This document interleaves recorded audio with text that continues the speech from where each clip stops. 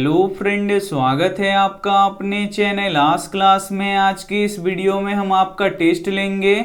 इस टेस्ट में 40 ऑब्जेक्टिव प्रश्न रहेगा जो सभी विषयों से लिया गया है। तो प्लीज़ आप लोग टेस्ट को एकदम शुरू से लेके अंत तक दीजिएगा और 40 में से 40 सही करने का कोशिश कीजिएगा और लास्ट में हमें ज़रूर बताइएगा कि आपका 40 प्रश्नों में से कितना सही हुआ। और चैनल को सब्सक्राइब नहीं किए हैं तो चैनल को सब्सक्राइब कर लीजिएगा और सब्सक्राइब करने के बाद एक बेल आइकन आता है तो बेल आइकन को दबा के ऑल पे कर लीजिएगा ताकि जब भी लाइव क्लास हो तो आपके पास नोटिफिकेशन पहुंचता रहे। तो आइए शुरू करते हैं पहले नंबर प्रश्न से। तो पहला नंबर प्रश्न है कि अम्लीय वर्षा का पीएच मान कितना होता है। ए ऑप्शन है 5.6 से कम, बी ऑप्शन है 12 से अधिक, सी ऑप्शन है 7 से अधिक, डी ऑप्शन है 14 से कम। तो यहाँ पे आपको बताना है कि अम्लीय वर्षा का पीएच मान कितना होता है। तो अम्लीय वर्षा का पीएच मान 5.6 से कम होता है, इसे आपको याद रखना है। काफी महत्वपूर्ण प्रश्न है। यहाँ पे ए ऑप्शन बिल्कुल ही सही हो जाएगा। ये देखते हैं अगला प्रश्न दो नंबर प्रश्न है कि चावल की खेती मुख्य रूप से किस मिट्टी पे होता है। ए ऑप्शन है काली मिट्टी पर, बी ऑप्शन है जलोढ़ मिट्टी पर, सी ऑप्शन है पर्वतीय मिट्टी पर, डी ऑप्शन है लाल मिट्टी पर। 2 नंबर भी प्रश्न काफी महत्वपूर्ण है। यहाँ पे आपको बताना है कि चावल की खेती मुख्य रूप से किस मिट्टी पे होता है। तो जलोढ़ मिट्टी पे होता है, इसे आपको याद रखना है। काफी महत्वपूर्ण प्रश्न है। यहाँ पे बी ऑप्शन बिल्कुल ही सही हो जाएगा। और भारत में कौन सी मिट्टी सबसे अधिक पाई जाती है। तो जलोढ़ मिट्टी पाई जाती है, इसे आपको याद रखना है। और जो जलोढ़ मिट्टी होती है वो सबसे उपजाऊ मिट्टी होती है, तो ये भी साथ में आपको याद रखना है। आइए देखते हैं अगला प्रश्न 3 नंबर प्रश्न है कि चंद्रगुप्त विक्रमादित्य कहाँ के राजा था। ए ऑप्शन है उड़ीसा का, बी ऑप्शन है मिथिला का, सी ऑप्शन है पटना का, डी ऑप्शन है बंगाल का। तो यहाँ पे आपको बताना है कि चंद्रगुप्त विक्रमादित्य कहाँ के राजा था। तो ये पटना का राजा था, इसे आपको याद रखना है। यहाँ पे सी ऑप्शन बिल्कुल ही सही हो जाएगा। ये देखते हैं अगला प्रश्न 4 नंबर प्रश्न है कि किसको पानी में डुबाकर रखा जाता है। ए ऑप्शन है फास्फोरस को, बी ऑप्शन है सल्फर को, सी ऑप्शन है आयोडीन को, डी ऑप्शन है सोडियम को। तो यहाँ पे आपको बताना है कि किसको पानी में डुबा के रखा जाता है। तो फास्फोरस को पानी में डुबा के रखा जाता है, इसे आपको याद रखना है। काफी महत्वपूर्ण प्रश्न है। यहाँ पे ए ऑप्शन बिल्कुल ही सही हो जाएगा। और जो सोडियम होता है इसे किरोसिन तेल में डुबा के रखते हैं, तो इसे भी साथ में आपको याद रखना है। आइए देखते हैं अगला प्रश्न 5 नंबर प्रश्न है कि एक असंभव घटना का प्रायिकता होता है। ए ऑप्शन है 1, बी ऑप्शन है 2, सी ऑप्शन है 0, डी ऑप्शन है 3। तो यहाँ पे आपको बताना है कि एक असंभव घटना का प्रायिकता कितना होता है। तो 0 होता है, इसे आपको याद रखना है। यहाँ पे सी ऑप्शन बिल्कुल ही सही हो जाएगा। काफी महत्वपूर्ण 40 ऑब्जेक्टिव प्रश्न है। तो प्लीज आप लोग टेस्ट को एकदम शुरू से लेके अंत तक दीजिएगा और लास्ट में हमें जरूर बताइएगा कि आपका 40 प्रश्नों में से कितना सही हुआ। और वीडियो को लाइक नहीं किए तो प्लीज आप लोग वीडियो को लाइक भी कर दीजिएगा। ये देखते हैं अगला प्रश्न 6 नंबर प्रश्न है कि चीनी उत्पादन का कच्चा माल क्या है। ए ऑप्शन है जूट, बी ऑप्शन है गन्ना, सी ऑप्शन है कपास, डी ऑप्शन है रेशम। तो यहाँ पे आपको बताना है कि चीनी उत्पादन का कच्चा माल क्या है। तो गन्ना है, इसे आपको याद रखना है। यहाँ पे बी ऑप्शन बिल्कुल ही सही हो जाएगा। और गन्ना सबसे अधिक किस राज्य में होता है। तो उत्तर प्रदेश में होता है, तो ये भी साथ में आपको याद रखना है। आइए देखते हैं अगला प्रश्न 7 नंबर प्रश्न है कि मनुष्य के शरीर में कुल कितनी हड्डियां होती हैं। ए ऑप्शन है 206, बी ऑप्शन है 212, सी ऑप्शन है 200, डी ऑप्शन है 202। तो यहाँ पे आपको बताना है कि मनुष्य के शरीर में कुल कितनी हड्डियां होती हैं। तो मनुष्य के शरीर में 206 हड्डियां होती हैं, इसे आपको याद रखना है। यहाँ पे ए ऑप्शन बिल्कुल ही सही हो जाएगा। और जो छोटे बच्चे होते हैं उनमें कितनी हड्डियां होती हैं। तो लगभग 300 हड्डियां होती हैं, तो ये भी साथ में आपको याद रखना है। आइए देखते हैं अगला प्रश्न 8 नंबर प्रश्न है कि फ्यूज तार के लिए कौन सा कथन सत्य है। ए ऑप्शन है प्रतिरोध तथा गलनांक दोनों अधिक, बी ऑप्शन है प्रतिरोध तथा गलनांक दोनों कम, सी ऑप्शन है प्रतिरोध अधिक तथा गलनांक कम, डी ऑप्शन है प्रतिरोध कम तथा गलनांक अधिक। काफी महत्वपूर्ण प्रश्न है आपकी बोर्ड परीक्षा के लिए। यहाँ पे आपको बताना है कि फ्यूज तार के लिए कौन सा कथन सत्य है। तो फ्यूज तार का जो प्रतिरोध होता है वो अधिक होता है, लेकिन जो गलनांक होता है वो कम होता है, इसे आपको याद रखना है। यहाँ पे सी ऑप्शन बिल्कुल ही सही हो जाएगा। और जो फ्यूज तार होता है ये विद्युत धारा के ऊष्मीय प्रभाव पे कार्य करता है, तो इसे भी साथ में आपको याद रखना है। आइए देखते हैं अगला प्रश्न 9 नंबर प्रश्न है कि लोकतंत्र के मार्ग में सबसे बड़ी बाधा क्या है। ए ऑप्शन है लोकतंत्र में आस्था, बी ऑप्शन है अशिक्षा, सी ऑप्शन है सामाजिक समानता, डी ऑप्शन है राजनीतिक जागृति। तो यहाँ पे आपको बताना है कि लोकतंत्र के मार्ग में सबसे बड़ी बाधा क्या है, तो अशिक्षा है, इसे आपको याद रखना है। यहाँ पे बी ऑप्शन बिल्कुल ही सही हो जाएगा। आइए देखते हैं अगला प्रश्न 10 नंबर प्रश्न है कि किस रंग का विचलन अधिक होता है। ए ऑप्शन है लाल रंग का, बी ऑप्शन है नीला रंग का, सी ऑप्शन है पीला रंग का, डी ऑप्शन है बैगनी रंग का। तो यहाँ पे आपको बताना है कि किस रंग का विचलन अधिक होता है,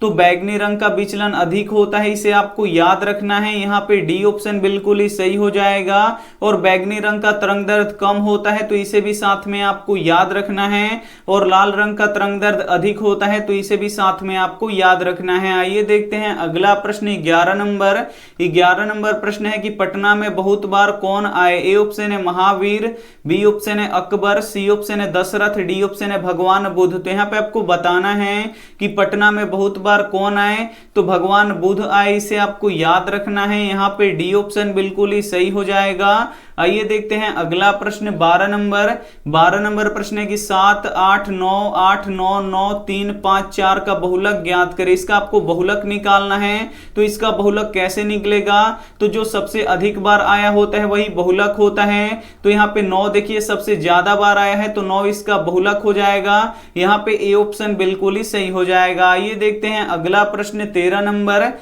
नंबर प्रश्न है कि हमारे पेट में कौन सा अम्ल उत्पन्न होता है। ए ऑप्शन है सल्फ्यूरिक अम्ल, बी ऑप्शन है हाइड्रोक्लोरिक अम्ल, सी ऑप्शन है सिट्रिक अम्ल, डी ऑप्शन है टार्टरिक अम्ल। तो यहाँ पे आपको बताना है कि हमारे पेट में कौन सा अम्ल उत्पन्न होता है, तो हाइड्रोक्लोरिक अम्ल उत्पन्न होता है, इसे आपको याद रखना है। काफी महत्वपूर्ण प्रश्न है आपके बोर्ड परीक्षा के लिए। यहाँ पे बी ऑप्शन बिल्कुल ही सही हो जाएगा। आइए देखते हैं अगला प्रश्न 14 नंबर प्रश्न है कि नरेगा एक कार्यक्रम है। ए ऑप्शन है जिला स्तर का, बी ऑप्शन है राष्ट्रीय स्तर का, सी ऑप्शन है प्रांतीय स्तर का, डी ऑप्शन है विश्व स्तर का। तो यहाँ पे आपको बताना है कि नरेगा एक कार्यक्रम है, तो नरेगा एक राष्ट्रीय स्तर का कार्यक्रम है, इसे आपको याद रखना है। यहाँ पे बी ऑप्शन बिल्कुल ही सही हो जाएगा। और नरेगा में जो ग्रामीण मजदूर होते हैं उनको वर्ष में 100 दिन का काम मिलता है, तो ये भी साथ में आपको याद रखना है। आइए देखते हैं अगला प्रश्न 15 नंबर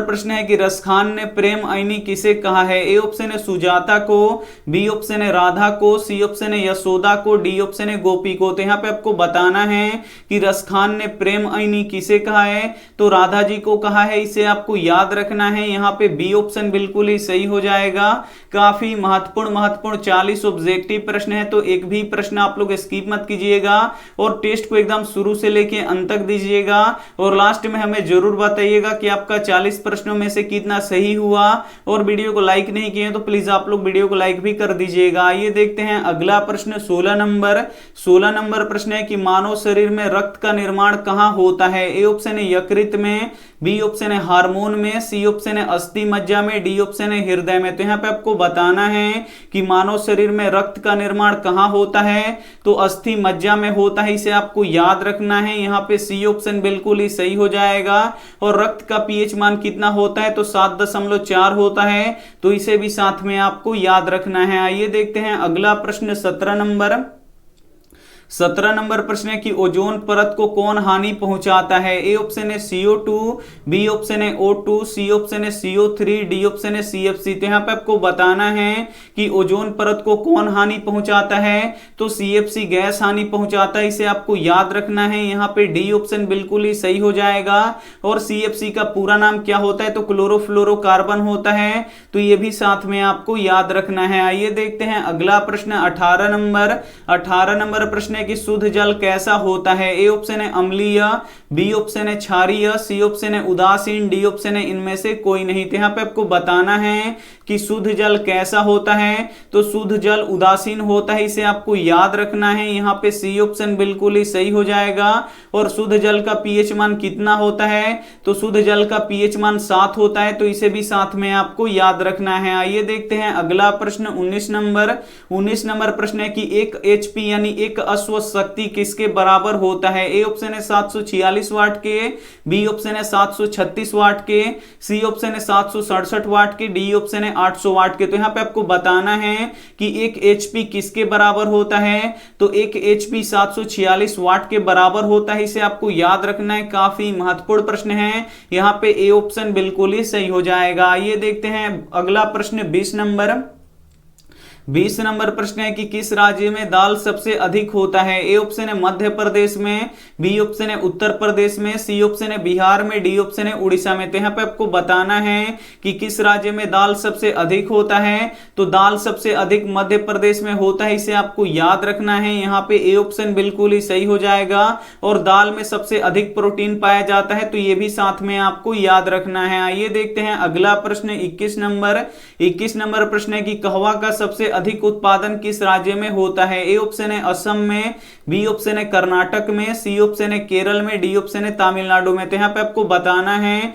कि कहवा का सबसे अधिक उत्पादन किस राज्य में होता है, तो कर्नाटक में होता है, इसे आपको याद रखना है। यहाँ पे बी ऑप्शन बिल्कुल ही सही हो जाएगा। और चाय पत्ती का सबसे अधिक उत्पादन किस राज्य में होता है, तो असम में होता है, तो ये भी साथ में आपको याद रखना है। आइए देखते हैं अगला प्रश्न 22 नंबर प्रश्न है कि काल के कितने भेद होते हैं? ए ऑप्शन है 1, बी ऑप्शन है 2, सी ऑप्शन है 3, डी ऑप्शन है 4। तो यहाँ पे आपको बताना है कि काल के कितने भेद होते हैं, तो काल के 3 भेद होते हैं, इसे आपको याद रखना है। यहाँ पे सी ऑप्शन बिल्कुल ही सही हो जाएगा। पहला होता है वर्तमान काल, दूसरा होता है भूतकाल और तीसरा होता है भविष्य काल। तो इसे भी साथ में आपको याद रखना है। आइए देखते हैं अगला प्रश्न 23 नंबर प्रश्न है कि गिर वन किस राज्य में स्थित है? ए ऑप्शन है पश्चिम बंगाल में, बी ऑप्शन है गुजरात में, सी ऑप्शन है असम में, डी ऑप्शन है बिहार में। तो यहाँ पे आपको बताना है कि गिर वन किस राज्य में स्थित है, तो गिर वन गुजरात में स्थित है, इसे आपको याद रखना है। यहाँ पे बी ऑप्शन बिल्कुल ही सही हो जाएगा।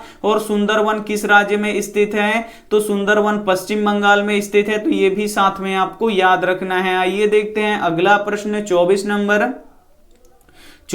प्रश्न है कि पटना के उत्तर दिशा में कौन सी नदी बहती है? ए ऑप्शन है पुनपुन नदी, बी ऑप्शन है कोसी नदी, सी ऑप्शन है गंडक नदी, डी ऑप्शन है गंगा नदी। तो यहाँ पे आपको बताना है कि पटना के उत्तर दिशा में कौन सी नदी बहती है, तो गंगा नदी बहती है, इसे आपको याद रखना है। काफी महत्वपूर्ण प्रश्न है। यहाँ पे डी ऑप्शन बिल्कुल ही सही हो जाएगा। एक प्रश्न ये भी पूछा जाता है कि बिहार का शोक नदी किसे कहते हैं, तो बिहार का शोक नदी कोसी को कहते हैं, तो ये भी साथ में आपको याद रखना है। आइए देखते हैं अगला प्रश्न 25 नंबर प्रश्न है कि भोजन का पूर्ण पाचन कहां होता है? ए ऑप्शन है बड़ी आंत में, बी ऑप्शन है छोटी आंत में, सी ऑप्शन है मुख में, डी ऑप्शन है यकृत में। तो यहाँ पे आपको बताना है कि भोजन का पूर्ण पाचन कहां होता है, तो छोटी आंत में होता है, इसे आपको याद रखना है। यहाँ पे बी ऑप्शन बिल्कुल ही सही हो जाएगा। आइए देखते हैं अगला प्रश्न 26 नंबर प्रश्न है कि गांव से कितनी दूरी पर स्कूल था? ए ऑप्शन है 1 कोस,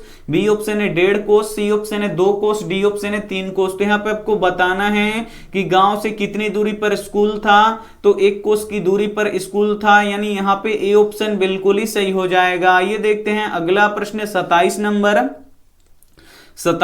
प्रश्न, यदि थीटा बराबर 30 डिग्री हो तो 2 cos थीटा का मान ज्ञात करें। यहाँ पे थीटा बराबर 30 डिग्री दिया है, तो बोल रहा है कि 2 cos थीटा का यहाँ पे आपको मान ज्ञात कर देना है। तो यहाँ पे देखिए थीटा का मान कितना है 30 डिग्री, तो इस थीटा का मान को आपको क्या करना है कि यहाँ पे रख देना है। तो यहाँ पे लिख देते हैं 2, और यहाँ पे देखिए cos और थीटा के जगह पे हम कितना लिख देंगे 30 डिग्री लिख देंगे, क्योंकि थीटा का मान कितना दिया है 30 डिग्री दिया है। अब यहाँ पे आपको पता होना चाहिए कि cos 30 डिग्री का मान कितना होता है, तो cos 30 डिग्री का मान √3/2 होता है। तो cos 30 डिग्री के जगह पे हम क्या लिख देंगे √3/2 लिख देंगे। तो यहां से देख सकते हैं कि 2 से 2 अब कट जाएगा। अब यहाँ पे क्या बचा, तो √3 बचा, यानी यहाँ पे हमारा सी ऑप्शन बिल्कुल ही सही हो जाएगा। ये देखते हैं अगला प्रश्न 28 नंबर प्रश्न है कि रबर निम्नलिखित में से किसका बहुलक है? ए ऑप्शन है एथिलीन का, बी ऑप्शन है एसिटिलीन का, सी ऑप्शन है आइसोप्रीन का, डी ऑप्शन है प्रोपेन का। तो यहाँ पे आपको बताना है कि रबर निम्नलिखित में से किसका बहुलक है, तो आइसोप्रीन का बहुलक है, इसे आपको याद रखना है। काफी महत्वपूर्ण प्रश्न है। यहाँ पे सी ऑप्शन बिल्कुल ही सही हो जाएगा। और रबर सबसे अधिक किस राज्य में होता है, तो केरल में होता है, तो ये भी साथ में आपको याद रखना है। आइए देखते हैं अगला प्रश्न 29 29 नंबर प्रश्न है कि भारतीयों को अब क्या अच्छा लगने लगा है। ए ऑप्शन है देसी घी, बी ऑप्शन है विदेशी रहन सहन, सी ऑप्शन है गुलामी, डी ऑप्शन है इनमें से कोई नहीं। तो यहाँ पे आपको बताना है कि भारतीयों को अब क्या अच्छा लगने लगा है, तो विदेशी रहन सहन अच्छा लगने लगा है, इसे आपको याद रखना है। यहाँ पे बी ऑप्शन बिल्कुल ही सही हो जाएगा। ये देखते हैं अगला प्रश्न 30 नंबर प्रश्न है कि कौन पथिक को मारकर खा गया। ए ऑप्शन है डाकू, बी ऑप्शन है शिकारी, सी ऑप्शन है बाघ ने, डी ऑप्शन है कुत्ता ने। तो यहाँ पे आपको बताना है कि कौन पथिक को मारकर खा गया। तो जो वृद्ध बाघ था यानी जो बूढ़ा बाघ था वो पथिक को मारकर खा गया, यानी यहाँ पे सी ऑप्शन बिल्कुल ही सही हो जाएगा। ये देखते हैं अगला प्रश्न 31 नंबर प्रश्न है कि भारत की राष्ट्रीय आय सर्वप्रथम किसने अनुमान लगाया था। ए ऑप्शन है महात्मा गांधी जी ने, बी ऑप्शन है जवाहरलाल नेहरू ने, सी ऑप्शन है सरदार पटेल ने, डी ऑप्शन है दादा भाई नौरोजी ने। तो यहाँ पे आपको बताना है कि भारत की राष्ट्रीय आय का सर्वप्रथम अनुमान किसने लगाया था, तो दादा भाई नौरोजी ने लगाया था, इसे आपको याद रखना है। यहाँ पे डी ऑप्शन बिल्कुल ही सही हो जाएगा। ये देखते हैं अगला प्रश्न 32 नंबर प्रश्न है कि वर्ग 17 के तत्वों को कहलाते हैं। यहाँ पे आपको बताना है कि वर्ग 17 के तत्व कहलाते हैं। ए ऑप्शन है मृदा धातु, बी ऑप्शन है हैलोजन, सी ऑप्शन है निष्क्रिय गैस, डी ऑप्शन है अम्लीय धातु है। तो यहाँ पे आपको बताना है कि वर्ग 17 के तत्व कहलाते हैं, तो वर्ग 17 के तत्व हैलोजन कहलाते हैं, इसे आपको याद रखना है। यहाँ पे बी ऑप्शन बिल्कुल ही सही हो जाएगा। और जो आधुनिक आवर्त सारणी है उसमें वर्गों की संख्या कितनी है, तो 18 है, तो ये भी साथ में आपको याद रखना है। आइए देखते हैं अगला प्रश्न 33 नंबर प्रश्न है कि अंगूर में कौन सा अम्ल पाया जाता है। ए ऑप्शन है टार्टरिक अम्ल, बी ऑप्शन है ऑक्जेलिक अम्ल, सी ऑप्शन है सिट्रिक अम्ल, डी ऑप्शन है फॉर्मिक अम्ल। तो यहाँ पे आपको बताना है कि अंगूर में कौन सा अम्ल पाया जाता है, तो अंगूर में टार्टरिक अम्ल पाया जाता है, इसे आपको याद रखना है। यहाँ पे ए ऑप्शन बिल्कुल ही सही हो जाएगा। और इमली में कौन सा अम्ल पाया जाता है, तो इमली में भी टार्टरिक अम्ल पाया जाता है, तो ये भी साथ में आपको याद रखना है। और ऑक्जेलिक अम्ल किस में पाया जाता है, तो टमाटर में पाया जाता है, इसे आपको याद रखना है। और सिट्रिक अम्ल किस में पाया जाता है, तो जितने भी खट्टे फल होते हैं उसमें सिट्रिक अम्ल पाया जाता है। जैसे नींबू और संतरा हो गया, नींबू और संतरा में कौन सा अम्ल पाया जाता है, तो सिट्रिक अम्ल पाया जाता है। और फॉर्मिक अम्ल किस में पाया जाता है, तो जो चींटियों में जो अम्ल पाया जाता है उसे फॉर्मिक अम्ल, उसमें फॉर्मिक अम्ल पाया जाता है चींटियों में। आइए देखते हैं अगला प्रश्न 34 नंबर प्रश्न है कि दही वाली मंगमा कहानी किसे संदेश देता है। ए ऑप्शन है माताओं को, बी ऑप्शन है पुत्रियों को, सी ऑप्शन है बहुओं को, डी ऑप्शन है छात्रों को। तो यहाँ पे आपको बताना है कि दही वाली मंगमा कहानी किसे संदेश देता है, तो बहुओं को संदेश देता है, इसे आपको याद रखना है। यहाँ पे सी ऑप्शन बिल्कुल ही सही हो जाएगा। ये देखते हैं अगला प्रश्न 35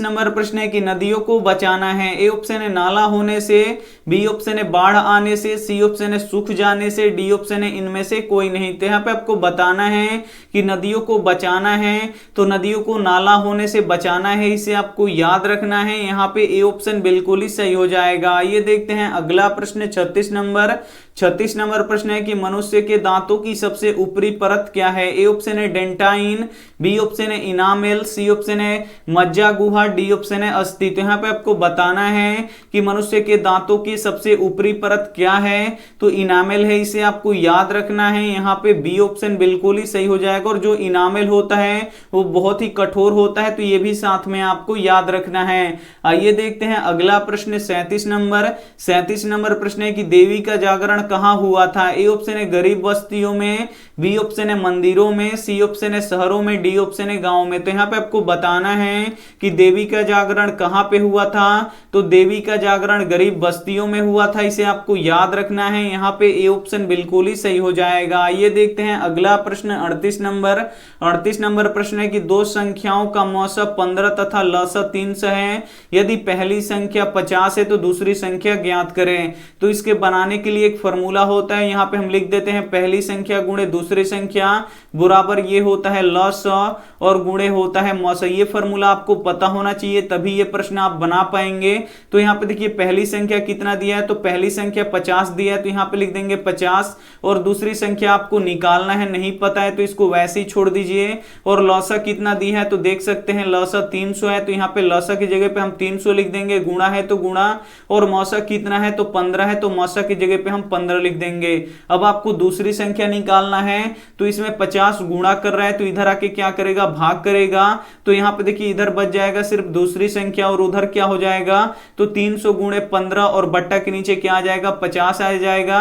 और यहां पे देखिए एक जीरो से एक जीरो कट जाएगा और 5 छके कितना हो जाएगा, 30 हो जाएगा। अब इधर देखिए दूसरी संख्या बचा, अब इसको क्या करना है कि गुणा करके लिखना है, 6 में 15 से गुणा करके लिखना है। तो 15 छक्का कितना हो जाता है, 90 हो जाता है। यानी हमारा दूसरा संख्या कितना निकल गया, 90 निकल गया। यानी हमारा बी ऑप्शन बिल्कुल ही सही हो जाएगा। ये देखते हैं अगला प्रश्न 39 नंबर। 39 नंबर प्रश्न है कि उगते सूरज का देश किस देश को कहा जाता है। ए ऑप्शन है भारत को, बी ऑप्शन है श्रीलंका को, सी ऑप्शन है नेपाल को, डी ऑप्शन है जापान को। तो यहाँ पे आपको बताना है कि उगते सूरज का देश किस देश को कहते हैं, तो जापान को कहते हैं। इसे आपको याद रखना है, काफी महत्वपूर्ण प्रश्न है। यहाँ पे डी ऑप्शन बिल्कुल ही सही हो जाएगा। और जो जापान है इस पे परमाणु बम गिराया गया था, इसे आपको याद रखना है। और किस देश ने गिराया था, तो अमेरिका ने गिराया था, तो ये भी साथ में आपको याद रखना है। आइए देखते हैं अगला प्रश्न 40 नंबर। 40 नंबर प्रश्न है कि बल का एसआई मात्रक क्या होता है। ए ऑप्शन है केल्विन, बी ऑप्शन है न्यूटन, सी ऑप्शन है वोल्ट, डी ऑप्शन है कूलाम। तो यहाँ पे आपको बताना है कि बल का एसआई मात्रक क्या होता है। तो बल का एसआई मात्रक न्यूटन होता है, इसे आपको याद रखना है। यहाँ पे बी ऑप्शन बिल्कुल ही सही हो जाएगा।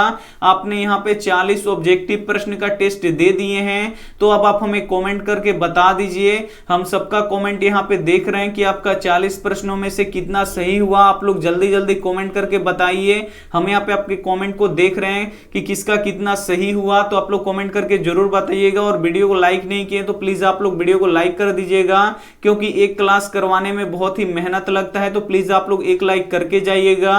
आइए देखते हैं यहाँ पे होमवर्क प्रश्न। होमवर्क प्रश्न का जवाब आपको कमेंट बॉक्स में देना है कि प्रशंसा का विलोम शब्द क्या होगा। यहाँ पे आपको बताना है कि जो प्रशंसा शब्द है इसका विलोम शब्द क्या होगा, ये आपको बताना है कमेंट बॉक्स में। ए ऑप्शन है निंदा, बी ऑप्शन है बड़ाई, सी ऑप्शन है सराहना, डी ऑप्शन है इनमें से कोई नहीं।